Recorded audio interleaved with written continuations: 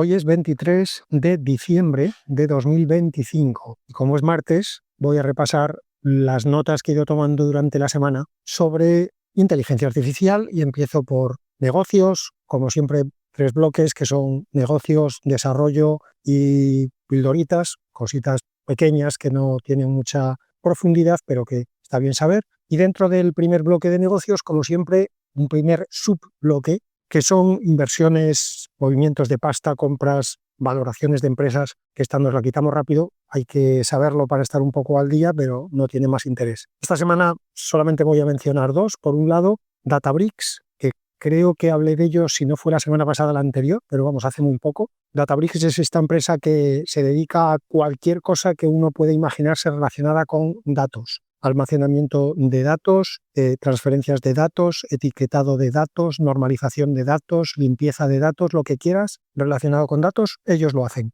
Bueno, pues esta semana han levantado 4.000 millones de dólares con una valoración total de la compañía de 134.000 millones de dólares. Esta valoración es un 34% más que la última, porque la última había sido de 100.000 millones justos, y esto, como siempre, no es ni mucho ni poco, depende de cuánto fuera la última. Bueno, pues la última fue hace solo 3 meses, con lo cual subir en 3 meses de 100.000 a 134.000 millones de dólares de valoración, yo diría que es un indicio razonable de que a estos de Databricks les está yendo bastante bien. Y la otra inversión que quiero mencionar es básicamente porque es una empresa europea y como de Europa hay muy poquitas cosas, por las pocas que hay me las apunto. Estos en concreto de los que voy a hablar creo que eran suecos, si no recuerdo mal, son los de Lovable, que es esta compañía de lo que ahora se llama, para hacernos todos los guays, vibe coding, y que viene a ser usar la inteligencia artificial para programar. Estos de Lovable sobre todo están enfocados en diseño de webs y de web apps y acaban de levantar 330 millones de dólares para una valoración de la compañía de 6.600 millones de dólares, mucho menos por comparación que Databricks, pero también es verdad que estos de Lovable tienen un mercado de momento mucho más nicho y llevan mucho menos tiempo en el mercado. También es interesante el dato de que la mayor parte de esta nueva aportación de capital a Lovable ha venido de Nvidia y de Alphabet. O sea que el dinero además viene de empresas directísimamente relacionadas con la inteligencia artificial. Cierro inversiones y voy con negocios propiamente dichos. Ya he comentado varias veces noticias relativas a movimientos alrededor de Nvidia.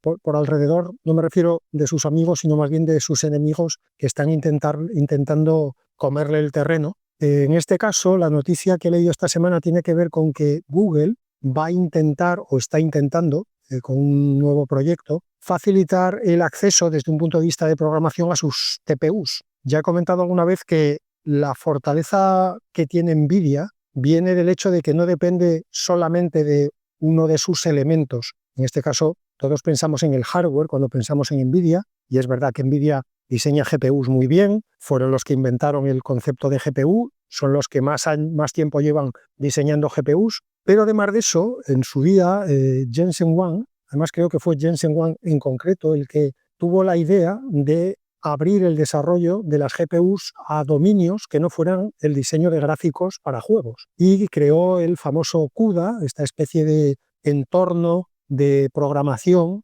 de interface, especie de cosa complicada de definirlo de CUDA. Tampoco es que yo lo tenga muy claro, por eso digo que me parece que es difícil de definir porque nunca he acabado de entender dónde empieza y dónde termina CUDA en la, digamos, cadena de programación. Pero bueno, ese entorno de CUDA, claro, a base de programadores que a lo largo de los años se han ido subiendo al carro, pues ahora tiene un montón de desarrolladores que ya conocen CUDA y que ya saben, por lo tanto, programar muy bien las GPUs de Nvidia. Pedirles que hagan ese esfuerzo para otra plataforma es difícil porque es mucha inversión de tiempo y no se sabe así a priori si esa nueva plataforma va a tener el tirón y el respaldo que tienen ahora mismo todas las GPUs de Nvidia. Bueno, pues eso es justamente lo que intenta Google con este proyecto, que consiste en intentar mejorar el soporte para PyTorch en sus TPUs. A este proyecto, nuevamente muy creativos con los nombres, los de Google le han llamado Torch TPU. Y en el proyecto también está involucrada Meta, porque Meta son los creadores de PyTorch, y a Meta también le interesa comerle un poquito el terreno a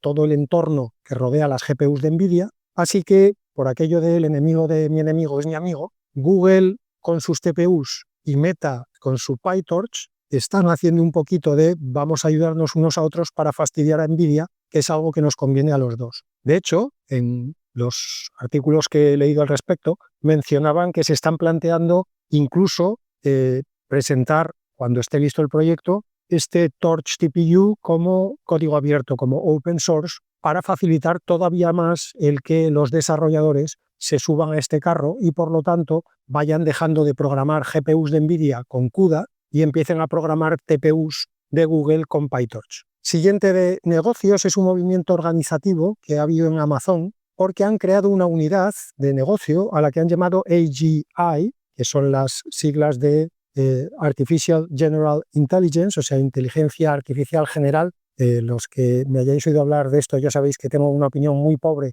de ese concepto. No la voy a repetir una vez más, ya la repetiré de vez en cuando para los que se incorporan nuevos, pero todas las semanas va a ser un poco cansino. El caso es que Amazon, nuevamente Jeff Bezos, que de esto él por lo menos cree que sabe más que los demás, ha creado esta unidad y uno podría pensar típico movimiento de maquillaje. Amazon quiere decirle a sus accionistas, fijaos lo comprometidos que estamos con la inteligencia artificial, que hemos creado una unidad de negocio dedicada no solo a la inteligencia artificial, sino a la inteligencia artificial general. Ese es nuestro propósito. Y luego pues pones ahí al típico que tenías aparcado en planificación estratégica corporativa, o alguno de estos títulos, Regional Vice President of New Initiatives and Projects Expansion, ese tipo que tenías allí en un despacho de 18 hoyos, y lo pones ahora de Regional Vice President of AGI. El tipo, normalmente esta gente suele ser gente que da muy bien en las reuniones, en los foros, son muy buenos dando la mano, no se les cansa nunca, y ya está, cumples, tus accionistas los tienes contentos y tú tienes una unidad de AGI a la que únicamente le das presupuesto para que el pollo este viaje mucho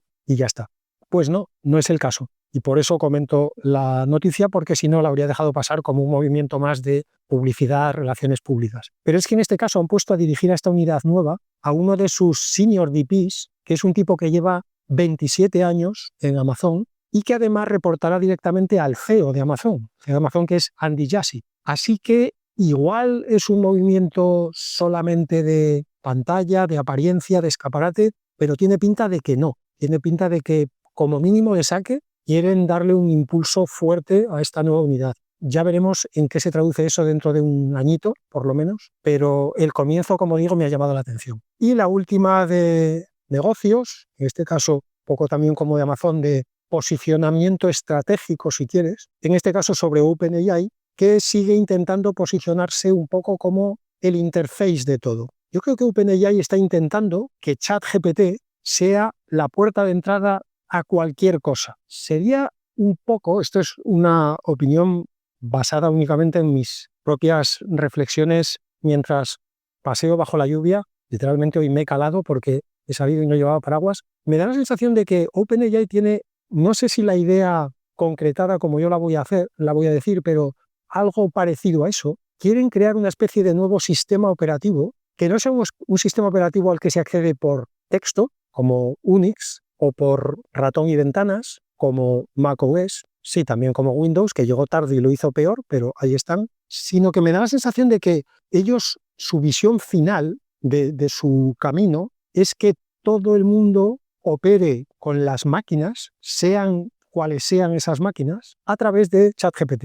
Es decir, que tú tengas un interface al que tú le puedas hablar, le puedas enseñar imágenes, le puedas enseñar vídeo, le puedas cantar, le puedas teclear texto, puedes hacer lo que quieras, pero el interface siempre es el mismo. Tú entras siempre por esa primera capa, que es un chatbot multimodal, que va a interpretar lo que tú le digas que tiene que hacer, y él se encargará, en el backend, digamos, se encargará de hacer como sea lo que tú le has pedido. Y digo esto no solo por la noticia que he leído esta semana, sino al hilo de todas las cosas que ha ido haciendo últimamente, esta idea de incorporarle un montón de cositas a ChatGPT por detrás, que el usuario no las vea, el usuario lo único que ve siempre es ChatGPT, pero por detrás ChatGPT cada vez es capaz de hacer más cosas, de hablarse con más webs, con más aplicaciones, con más fabricantes, con más productos. Y esta semana lo que ha hecho OpenAI es abrir una especie de App Store, ¿no? O de Google Play, una tienda de aplicaciones, donde la idea es que agentes externos, agentes en este caso no de inteligencia artificial, sino terceros, bueno, en este caso segundos, porque si OpenAI es la empresa, los demás son segundos, no son terceros, puedan publicar sus propias aplicaciones que se usarán con ChatGPT. Por ejemplo, ya están, creo que de momento todavía en pruebas, pero ya han anunciado que son las primeras en incorporarse, ya está Photoshop, ya está Spotify y ya está Canva. Por ejemplo, había algunas más, pero a mí las que más me suenan son estas tres. Es decir, nuevamente la idea es que tú uses Photoshop, pero no con el ratón, la ventana, las capas, el menú desplegable. No, la idea es que tú le vayas diciendo de viva voz a ChatGPT, muéveme la capa de la piel a la derecha, amplía el zoom, ponme aquí una máscara de no sé qué, quita el background, vuelve a poner el background, y que todo eso físicamente lo haga Photoshop, pero que no lo haga con el sistema operativo de interface gráfico al que estamos acostumbrados ahora. Así que, como digo, uniendo piezas como un puzzle, cuando ya tienes unas cuantas, empiezas a ver, ostras, el puzzle este es de una playa con palmeras. Bueno, por siguiendo un poco esa analogía, me da la sensación de que uniendo piezas, la intención última de ChatGPT sería convertirse en el nuevo sistema operativo, si no único, mayoritario, en el nuevo Windows, pero de otra manera. No lo sé. Voy ya con desarrollo y, como siempre dentro de desarrollo, el primer subbloque son nuevos modelos, versiones que me hayan llamado la atención, porque literalmente esto es la explosión cámbrica de los modelos. Es que literalmente cada semana hay más noticias de nuevos modelos que la anterior. Es increíble, esto no solamente no para, sino que va a más. Esta semana he seleccionado 3, porque en algún sitio hay que poner la línea. Por un lado, Google ha presentado una variante de su familia Gemma, a la que ha llamado Function Gemma, que es un modelo muy pequeño, y cuando digo muy pequeño son 270 millones de parámetros, y que es un modelo que está entrenado específicamente para hacer function calling, es decir, para llamar a funciones o para llamar a APIs externas. Como me imagino yo esto, es que es un modelo que por su tamaño además podrá estar ejecutándose siempre en local, en portátiles, en móviles, incluso con este tamaño casi me atrevería a decir que en televisiones, con este tamaño dentro de poco incluso en la batidora vas a poder meter un modelo de 270 millones de parámetros. Y la idea es que ese modelo lo que haga sea traducir todos los comandos que tú le des a una o varias instrucciones que se tienen que ejecutar con código externo, con funciones externas o con APIs externas para las que supongo tú tendrás que preentrenarlo también o como mínimo fine-tunearlo en algún momento. Me recuerda a la idea, obviamente ensoberbecida, pero es un poco, los que os guste trastear y conozcáis Home Assistant, pues es un poco lo que ahora ya están haciendo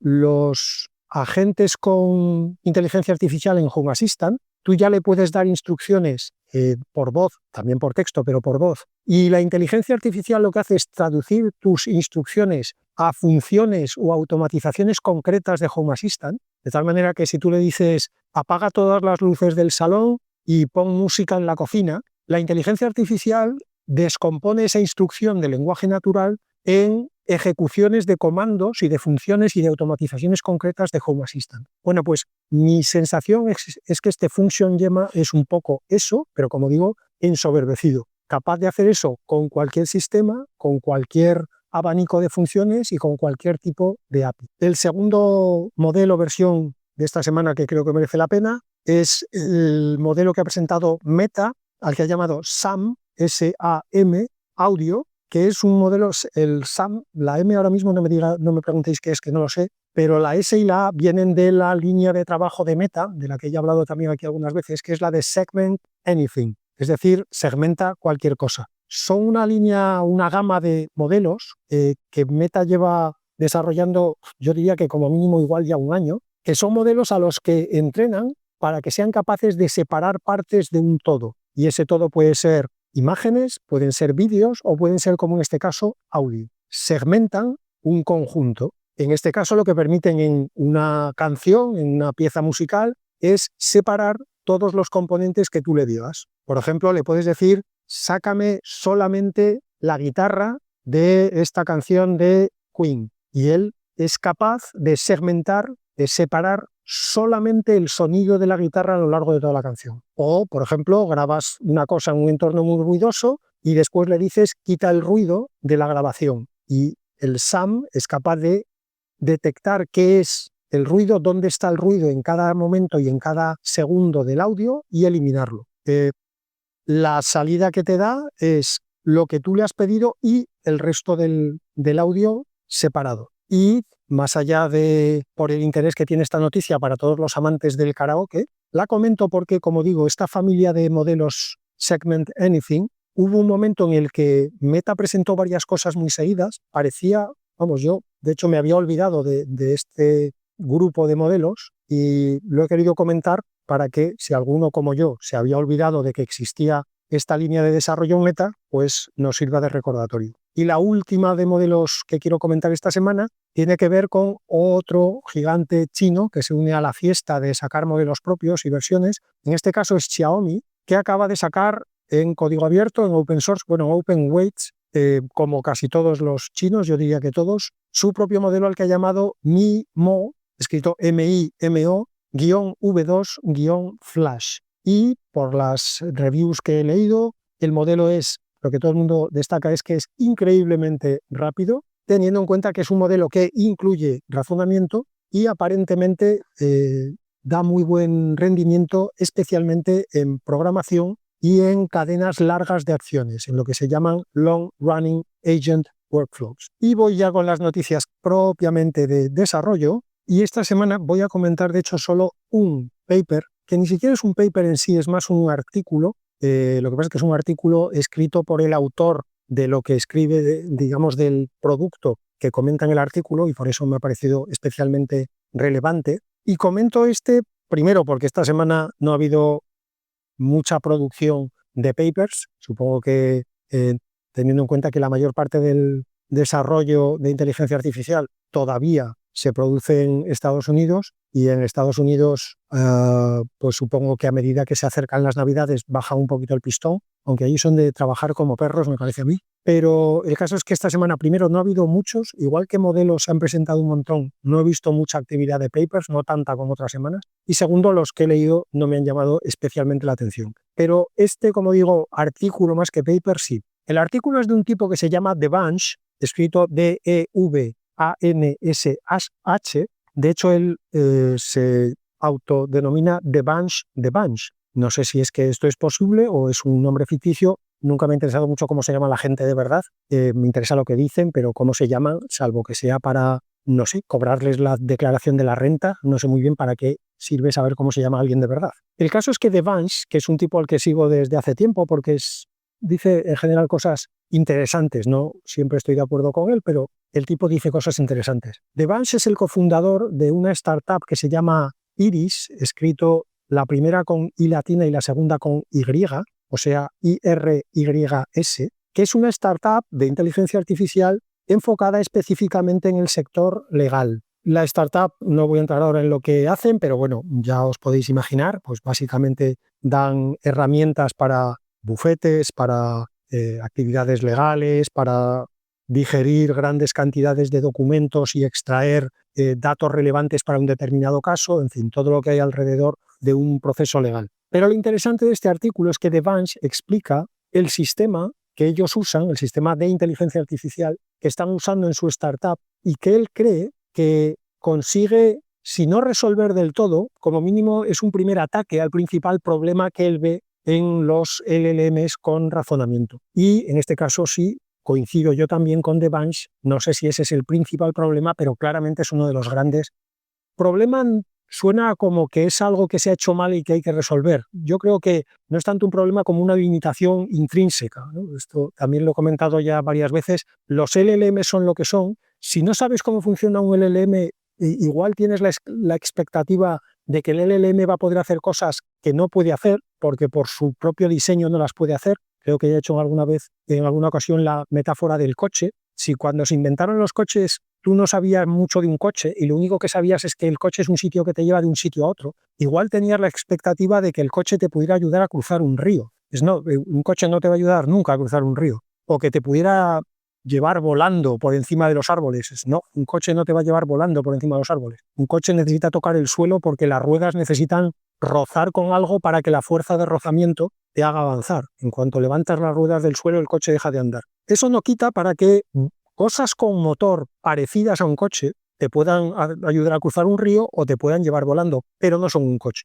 Pues esto es lo mismo. Hay cosas de inteligencia artificial que te servirán para resolver problemas que un LLM no te sirve para resolver. La solución no es empeñarte en que el LLM te lo resuelva, la solución es usar otra herramienta. Dicho esto, ¿cuáles son los problemas o el problema, porque está vinculado, aunque lo voy a partir en dos, luego tienen, digamos, que una raíz común estos dos problemas? Devance dice que, por un lado, el primer problema, está en que, como los LLM son, en fin, dicho muy a lo bruto, muy general, pero responde bastante bien a la realidad, aquellos de vosotros que sepáis cómo funciona un LLM es fundamentalmente una red neuronal recurrente. Y eso, a su vez, lo que quiere decir básicamente es que la salida de la red, el output de la red, se retroalimenta para que haga de input en el siguiente paso. Y esto tiene el problema de que cada vez que produces un token en un LLM, insisto, no el problema en el sentido de algo negativo, sino la limitación, si quieres,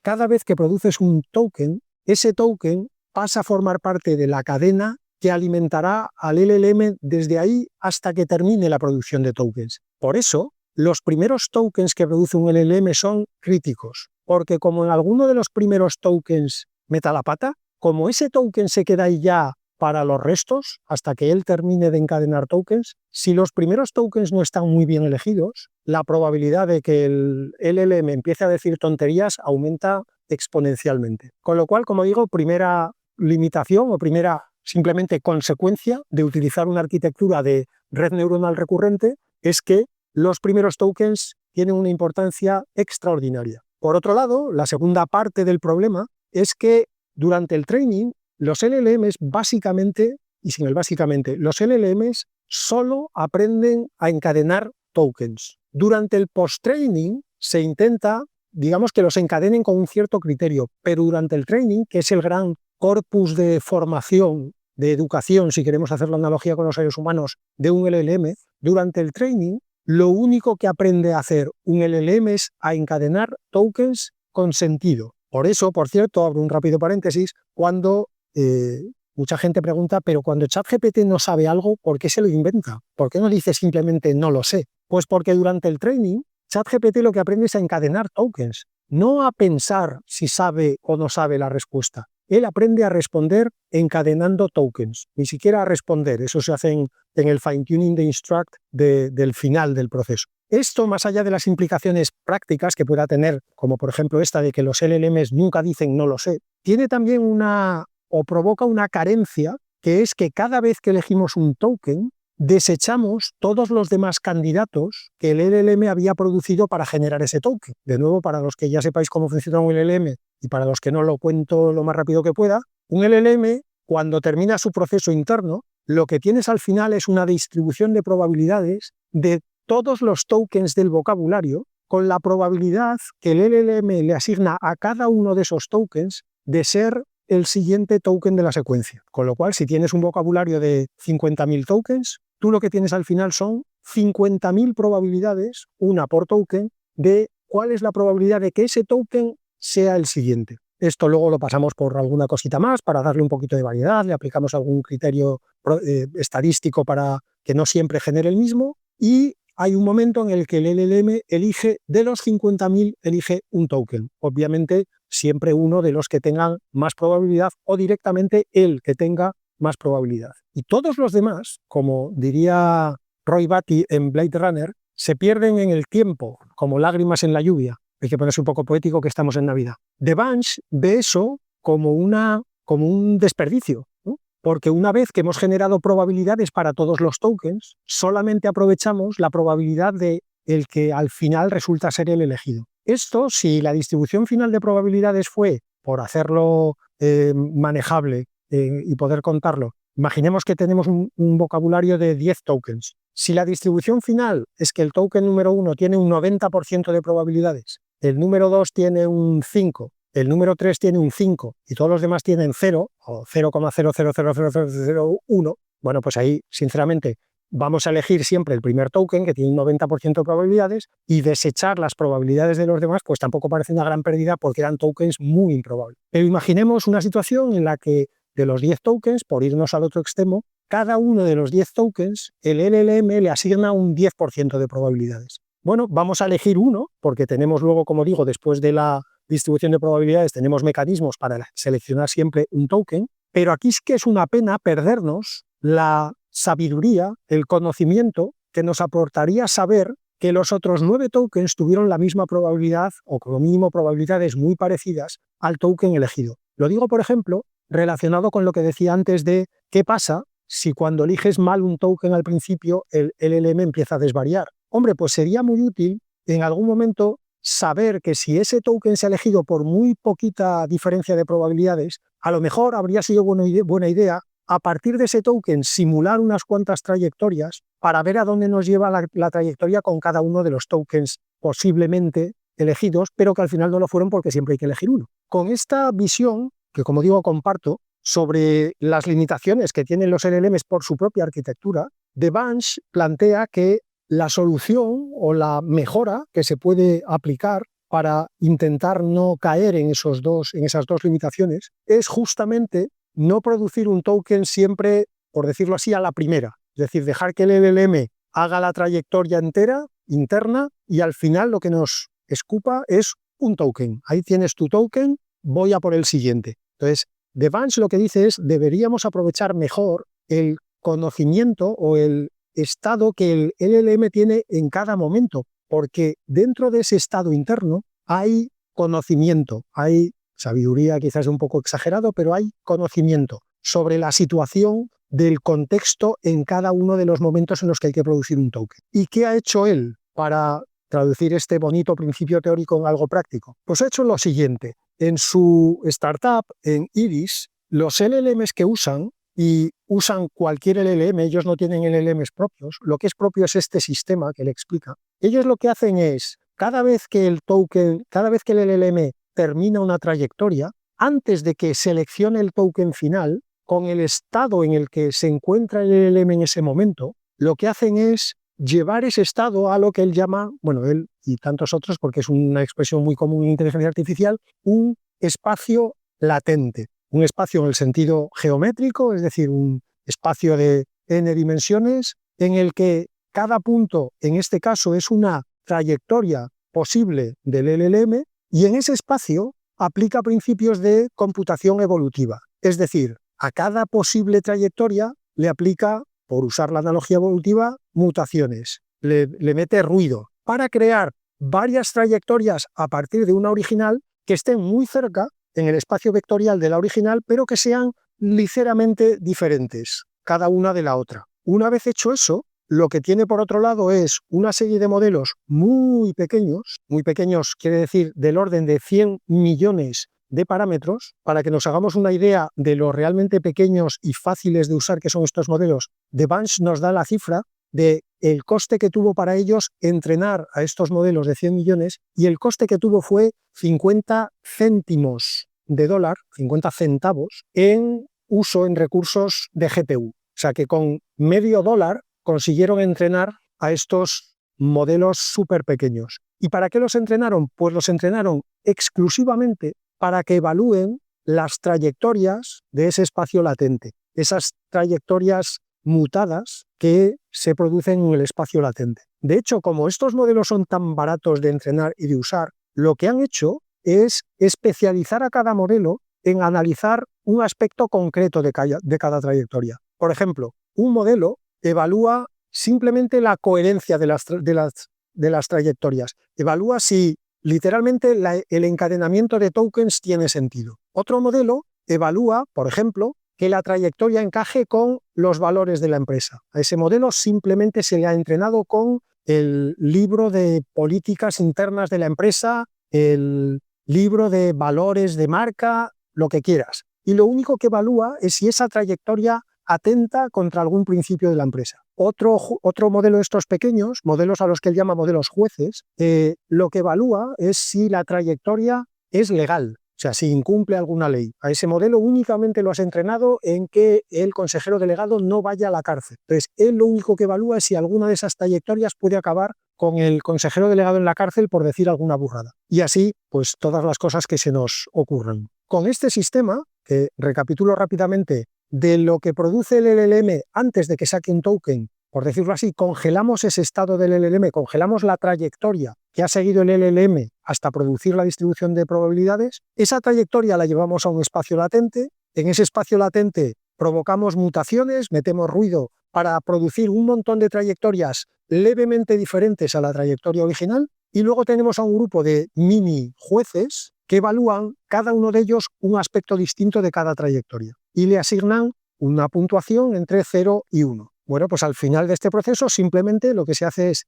se selecciona la trayectoria que tenga la mejor puntuación. En el caso más simple, Devans dice que no es el que usan ellos en producción, pero sí que es el que han usado muchas veces en pruebas y cuando quieren hacer como pruebas de concepto. El caso más sencillo es hacer la media aritmética de las valoraciones de todos estos mini jueces. Esa trayectoria se le reinyecta, por decirlo así, al LLM y entonces sí, ya se le deja que produzca el token que genera esa trayectoria seleccionada de entre todas las del espacio latente. Bueno, pues con este sistema, según las pruebas que dice Devans que ellos tienen, han conseguido ganar el 73% de las veces al modelo normal. Pues si esto lo haces con un Claude o con un GPT o con un Gemini, con el que sea. El modelo con razonamiento normal frente al modelo ese mismo modelo con razonamiento con este sistema que utilizan en Iris, bueno, pues el modelo con Iris gana el 73% de las veces. Además de esta ganancia, digamos, en el aspecto más importante, que es hacer bien la tarea, este sistema tiene otros bonitos, como dicen los gringos, nice side effects, como algunos efectos secundarios que vienen bien. Por ejemplo, permite usar cualquier modelo. No necesitas entrenar tus propios modelos y no necesitas atarte a la API de un modelo o al sistema de tokens de un modelo. No, tú, si hoy el modelo que mejor te funciona es Gemini, usas Gemini. Si mañana Anthropic saca una nueva versión de Claude que te funciona mejor, quitas Gemini, pones Claude y lo enchufas a este mismo sistema, porque el sistema lo que hace es sacar información del modelo y reinyectar información del modelo. Cuál sea el modelo no tiene mucha importancia para el sistema. Y otro bonito efecto secundario es que en el caso de que encuentres fallos mientras haces pruebas internas, si en algún momento dado aparece una respuesta que a ti te parece que es incorrecta, puedes ver la puntuación que le dio cada uno de los mini jueces a esa respuesta errónea y por lo tanto puedes saber cuál es el juez que se ha equivocado y por lo tanto puedes corregirlo. Es decir, te permite hacer mucho más granular la asignación de fallos. No es simplemente la respuesta es mala, vete tú a saber qué ha pasado dentro de ChatGPT. Aquí la respuesta es mala, cuál fue o cuáles fueron los jueces que le dieron una valoración demasiado alta para que acabara siendo la trayectoria seleccionada. Puedes incluso, llegado el caso, hacer que alguno de los jueces tenga veto, por decirlo así. Si te preocupa mucho el aspecto legal, que debería preocuparte, esto ya es un consejo de amigo, pues a lo mejor lo que puedes hacer es que el mini juez que supervisa que las trayectorias cumplan con la legalidad vigente, que si ese juez asigna una puntuación de menos de 0,5, esa trayectoria se elimine automáticamente, incluso aunque los otros le estén dando puntuaciones altísimas. Pues este es el sistema que utilizan en Iris, que Devans ha explicado, y que según él ya les ha llevado a que actualmente estén trabajando conjuntamente, no dice los nombres, simplemente se refiere a dos fabricantes de LLMs de Tier 1, digamos de primer nivel, que están trabajando también conjuntamente con un Major Hardware Provider, o sea, como un gran proveedor de hardware, que si es un gran proveedor de hardware tampoco hay muchos, yo diría que a día de hoy tiene que ser o Nvidia o Google, y de los Tier 1 LLMs makers, pues tienen que ser de entre Google, Anthropic, OpenAI, y voy a meter aquí a lo mejor si quieres a Alibaba o algún chino, pero me cuesta pensar que estén trabajando con gente en China teniendo grandes fabricantes en Estados Unidos. En cualquier caso, el sistema, aunque solo sea como prueba de concepto, a esos dos fabricantes y a ese gran fabricante de hardware les ha parecido lo suficientemente interesante como para ponerse a trabajar conjuntamente con Iris. Me ha gustado, creo que es obvio por el tiempo que le he dedicado, mucho el artículo, y más allá de la aplicación concreta, creo que, como siempre suele pasar, cuando una ejecución práctica es buena, es normalmente porque pone en práctica principios teóricos o principios estratégicos buenos. Esto aplica a la computación, aplica a las finanzas, aplica a las estrategias comerciales, aplica a cualquier función de una empresa. Esto lo resumió perfectamente Boltzmann, el de la entropía, el de la termodinámica, cuando dijo que no hay nada más práctico que una buena teoría. Es una frase que yo, cuando la leí, me cambió la vida porque entendí la importancia de dedicarle tiempo a la teoría, pero dedicarle tiempo a la teoría para ponerla en práctica. Normalmente la gente suele separar las dos cosas. Hay gente que se pierde todo el rato por las ramas y hay gente que, en cuanto tardas 5 minutos en decir una cosa práctica, cree que le estás vendiendo humo. No es ni lo uno ni lo otro. Como digo, esta aplicación, esta ejecución concreta de Devance, me parece que ilustra muy bien dos principios, aparte del fundamental que él mismo identifica de la limitación arquitectónica de los LLMs, pero hay dos principios que yo he dado mucho la turria en el podcast y a la gente con la que quedo para hablar de estas cosas, porque me parece que es muy importante tenerlas claras las dos. La primera es que hay que aceptar que la inteligencia artificial generativa no tiene el 100% de acierto. He dicho alguna vez aquí ya, bueno, no sé si aquí o alguien a quien le he dado la turria en directo, que yo creo que tendríamos medio problema resuelto si a la inteligencia artificial generativa le hubiéramos llamado desde el principio inteligencia artificial creativa, porque eso habría evitado que nadie intentara usar a ChatGPT para resolver ecuaciones. Tú para hacer raíces cuadradas no necesitas creatividad. Tú para rellenar una hoja Excel no necesitas creatividad. Tú para establecer los KPIs de un plan de negocio no necesitas creatividad. La creatividad la necesitas para otras cosas, pero para eso creatividad no necesitas. Como la hemos llamado inteligencia artificial generativa, y la gente tampoco entiende muy bien qué quiere decir lo de generativa, porque la gente piensa, ¿pero genera qué? Y es buena pregunta, efectivamente, ¿genera qué? Bueno, pues ahora la gente tiene la expectativa de que ChatGPT le resuelva todo en la vida. Y eso es un error porque, como digo, por su propia arquitectura, los LLMs no van a tener probablemente nunca un 100% de acierto, salvo que dediquemos recursos todavía más ingentes de los que hacen falta para ejecutar a ChatGPT a corregir los errores de ChatGPT, lo cual sería ya surrealista. Pero bueno, sabiendo que no siempre aciertan, que no tienen un 100% de acierto, el principio del que habla Devance en su artículo, el principio de no nos conformemos siempre con la primera respuesta que dé un LLM, y eso aplica a la respuesta concreta y a cada uno de los tokens. Es decir, ¿por qué nos conformamos con el primer token que elige un LLM? Y por lo tanto, ¿por qué nos conformamos con la primera encadenación de tokens que elige un LLM? Entonces, ese principio, que yo creo que fue a raíz de un artículo de cuando IBM presentó los Granite, que me gustó mucho la presentación porque ellos la enfocaban desde el punto de es más barato generar 100 respuestas con un Granite que generar una respuesta con uno de los mastodontes. Y a lo mejor tiene más sentido generar 100 respuestas con Granite y crear un sistema que seleccione la mejor que fiarnos de la primera respuesta que nos dé GPT o Claude o Gemini o quien sea. Y aquí, en este último comentario, viene ya implícita mi segunda reflexión, el segundo principio teórico que yo creo que aplica bien Devance en esta ejecución. Y es un principio teórico, pero empírico, extraído del empirismo, no lo ha hecho nadie en una pizarra en un sótano. Y es que hemos confirmado una y otra vez que los LLM son mejores juzgando que creando, poco como los humanos, y tiene sentido porque se han entrenado leyéndonos y escuchándonos a los humanos. Y los humanos somos mejores juzgando que creando. Es mucho más fácil que alguien venga a contarte una idea y encontrarle rápidamente las 3 mejores cosas a la idea y las 3 peores cosas a la idea. Eso lo vas a hacer mucho más rápido que crear tú una idea desde cero. Por eso no sienta muchas veces tan mal que cuando vas a una reunión, tú eres el que presenta un proyecto, tú te tiras 1 hora presentando el proyecto, que a su vez te ha llevado 2 meses hacer, y de repente la gente en 5 minutos te empieza a dar comentarios. Claro, sienta mal, porque tú piensas, ostras, yo me he tirado 2 meses haciendo esto, y vosotros, me voy a ahorrar el calificativo, malditos cuates, estáis aquí en 5 minutos diciendo esto sí, esto no, En fin, la cancioncita me venía sola, se ha notado, ¿no? Y efectivamente es una tocada de narices, todos los que hemos estado en esa situación lo sabemos, pero en el fondo es también una propiedad intrínseca de nuestra propia arquitectura como seres humanos.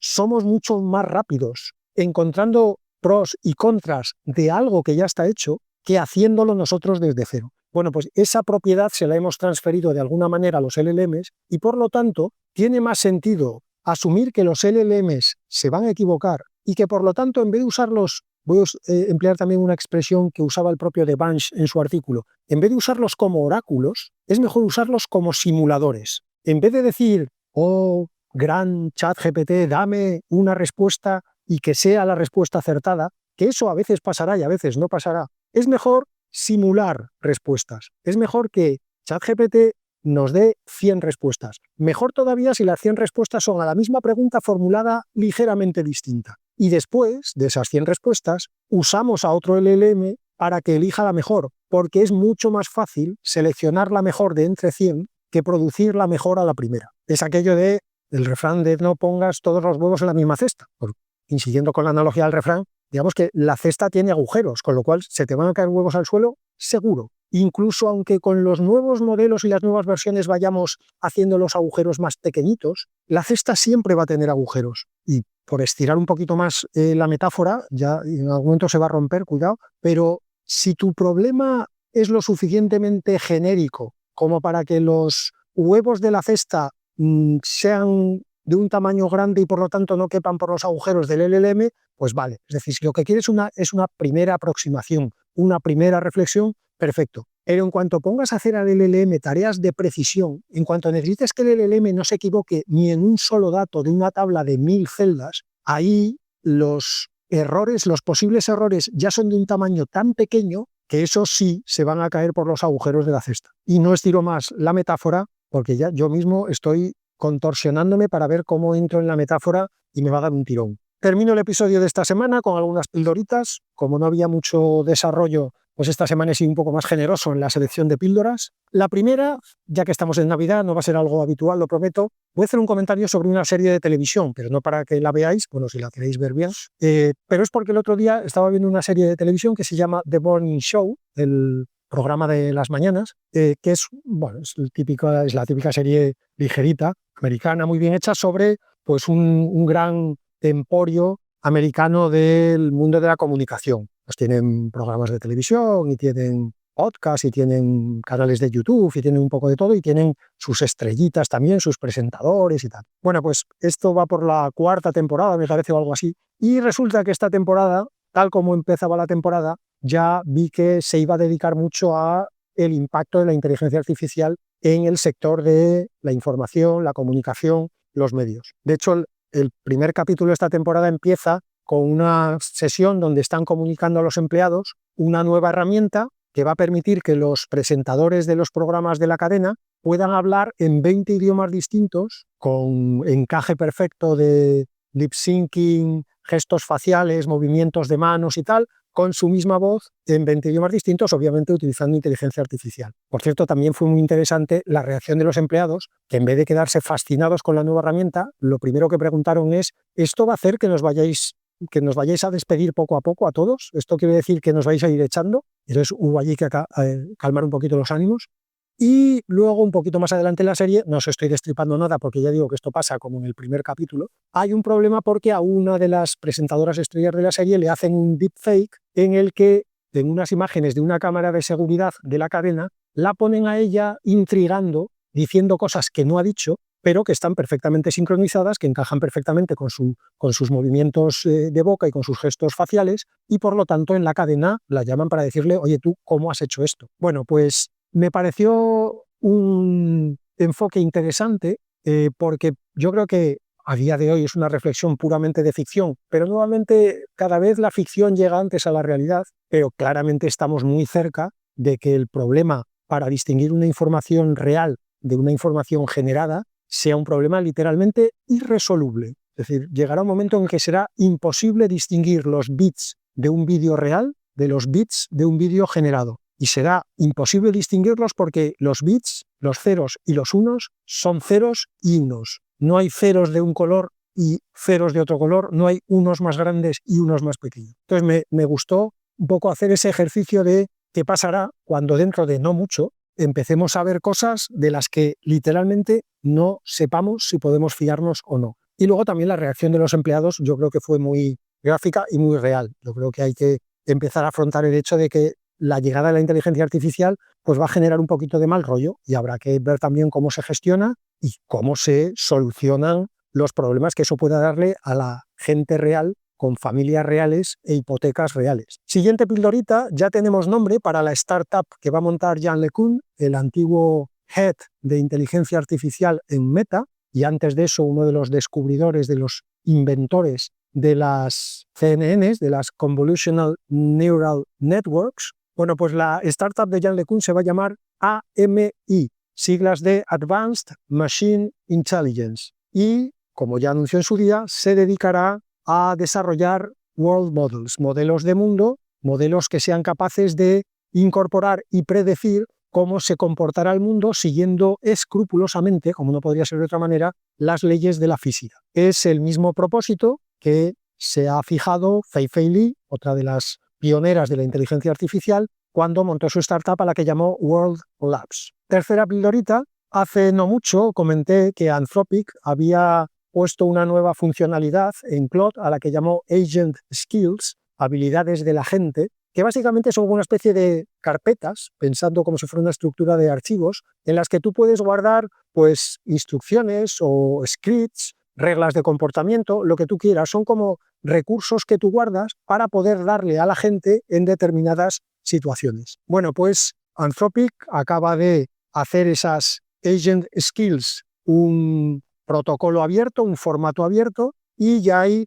grandes empresas que han empezado a adoptarlo, como por ejemplo GitHub, como por ejemplo Cursor, estos de la startup de inteligencia artificial enfocada específicamente en programación, o incluso OpenAI con su herramienta Codex para usar en línea de comandos. Siguiente pildorita, un comentario rápido a un paper, lo que pasa es que no es un paper de desarrollo, por eso no lo comenté antes, que han hecho Google y el MIT, en el que básicamente concluyen que es muy discutible que usar varios agentes, que cada agente ejecutando una parte de un plan, sea mejor que utilizar un solo agente para ejecutar el plan completo. En general, la gran conclusión del paper es que si un agente te da un 45% de éxito en una tarea multiacción, es mejor seguir entrenando a ese agente que descomponer la tarea en agentes. Es decir, a partir de un 45% de éxito no vas a conseguir mejoría en trocear la tarea global y dividirla entre varios agentes. Dicho esto, es un paper muy genérico, por eso digo que no lo mencioné en desarrollo, y es normal, porque todavía estamos en la fase de experimentar. Y está muy bien que Google experimente y está muy bien que el MIT experimente, pero cuidadito con cogerse estos papers, que es la primera experimentación que se hace con una determinada área de la inteligencia artificial y empezar a sacar conclusiones. Estamos en la fase de experimentar, así que vamos a experimentar todos, porque un estudio, sea de Google, sea del MIT o sea de la Universidad de Wisconsin, no demuestra nada, ni aquí, por cierto, ni en ninguna otra disciplina científica. Siguiente pildorita es otro paper, pero nuevamente tampoco de desarrollo estrictamente, es un paper de Stanford, Carnegie Mellon y una empresa que se llama Grey Swan AI, como cisne gris. Es un poco parecido al anterior de Google y el MIT. Es un paper en el que lo que hacen es comunican los resultados de un experimento. Y el experimento consistía en usar un framework multiagente al que ellos han llamado Artemis, pues un enjambre de agentes controlados por un orquestador y entrenado específicamente para encontrar vulnerabilidades de seguridad en sistemas informáticos. El experimento consistía en Artemis por un lado y 10 expertos en ciberseguridad por otro, ponerlos a encontrar vulnerabilidades en una red real que se montó para el experimento, una red con unos 8.000 equipos de distinto pelaje, desde ordenadores y dentro de ordenadores con Linux, ordenadores con Windows, elementos de red como routers, como switches, aparatitos de IoT, sistemas embebidos, un poco de todo. En total, 8.000, como digo, equipos, divididos además en 12 subredes. Bueno, pues el resultado del experimento es que de los 10 humanos, solo uno encontró más vulnerabilidades que Artemis. Artemis encontró 9 vulnerabilidades y además tuvo un porcentaje de acierto del 82%. Es decir, no encontró 9 porque propuso 1000 y de las 1000 solo 9 eran buenas, sino que, como digo, con un 82% de acierto encontró 9 y solo un humano encontró más. Claro, esto que puedes pensar, bueno, pero aún está ahí ese humano resistiendo en nombre de toda la especie. Bueno, en términos de rendimiento puro resiste, pero en cuanto metes el factor coste, entonces sí que ya todo se hunde, porque el uso de Artemis cuesta $18 la hora. Encuéntrame tú ahora a un experto en ciberseguridad que trabaje por 18 euros la hora. Sobre todo encuéntrame al mejor experto de ciberseguridad de un grupo de 10 que te trabaje a 18 euros la hora. Pero voy a hacer yo aquí una tangente. Pregunto yo, imaginémonos, más que pregunto, propongo, imaginémonos a Artemis no trabajando contra el humano o compitiendo contra ese humano que le ha ganado. Imagínate a ese humano pudiendo utilizar además Artemis. Esa es la otra manera de ver la inteligencia artificial, que lo leí, por cierto, en algún artículo hace poco, no sé si esta semana o hace más, en el que hablaban de hecho de este doble enfoque y, según el autor del artículo, de cómo nos estamos equivocando en el enfoque. Porque él dice, hay básicamente dos maneras de usar la inteligencia artificial, o dos maneras como la gente ve que se puede usar la inteligencia artificial. Una es usar la inteligencia artificial para hacer lo que los humanos podemos hacer, es decir, para que nos reemplace, para que haga lo mismo que hacemos nosotros, pero más barato, o más rápido, o más barato y más rápido. La otra manera es usar la inteligencia artificial no para que haga lo que nosotros podemos hacer, sino justamente para que haga lo que nosotros no podemos hacer. Es decir, para que expanda la cantidad de cosas que como especie los seres humanos vamos a ser capaces de hacer. Porque si solamente la empleamos para que haga lo mismo que ya hacemos nosotros, entonces lo que vamos a estar es en el mismo sitio, pero más barato. Esa es una cosa que tiene obviamente un interés muy inmediato y muy cortoplacista, pero la otra, la de pensar cómo puedo usar la inteligencia artificial para que haga cosas que yo no puedo hacer, esa es la que va a ser realmente lo que normalmente llamamos progreso científico. Ahí es donde la humanidad, como pasó con el descubrimiento de la electricidad o del motor de vapor o del motor de combustión, ahí es donde la humanidad dará un salto hacia adelante. Siguiente pildorita y penúltima de hoy, un artículo que iba a decir rebatía, pero no, realmente no rebatía. Yo creo que más bien completaba otro artículo que se había escrito previamente, este era como una respuesta. El artículo inicial lo que hacía era debatir sobre si la inteligencia artificial general, nuevamente sea esto lo que sea, se puede o no se puede alcanzar con el camino actual. Y ese primer artículo lo que decía, la conclusión era que no. Y era que no porque él decía computacionalmente este camino es insostenible. No solo por la parte, por decirlo así, ecológica, no solamente por el consumo de recursos puros, sino porque él dice llegará un momento en el que será literalmente imposible seguir aumentando recursos para hacer modelos más grandes. O sea, ya incluso aunque consigamos más recursos, será físicamente imposible ensamblar todos esos recursos en un sistema que funcione. Bueno, pues de este segundo artículo, de esta réplica, que me ha llamado la atención, el primero no lo comenté en su día porque me parecía una reflexión como demasiado obvia, pero esta réplica le da una vuelta de tornillo interesante, porque él dice que, siendo cierto lo que dice el primero, porque como digo es una reflexión bastante obvia, hay que tener en cuenta que ahora mismo las arquitecturas que estamos usando son muy poco eficientes para ejecutar inteligencia artificial.